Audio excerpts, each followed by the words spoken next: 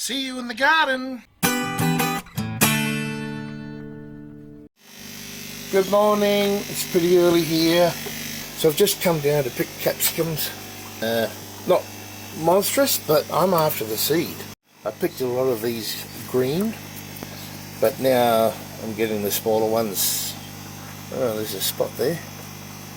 Anyway, we'll have a look at that. Another one back there. Some bigger ones coming on at the top. Let's have a look around the other side. Oh, look. See? Some of them, I've got to remove these right now and get rid of them. But some of these are getting both slugs and fruit fly in them, even in the greenhouse. There's another nice yellow one. We'll pick that one. Oh, red one up here.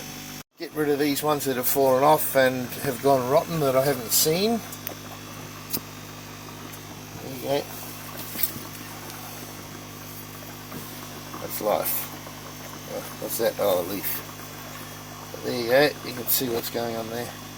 Alright, I'll come back when I've picked them. I've only got 2 hands. Well, not such a large harvest, but a good harvest.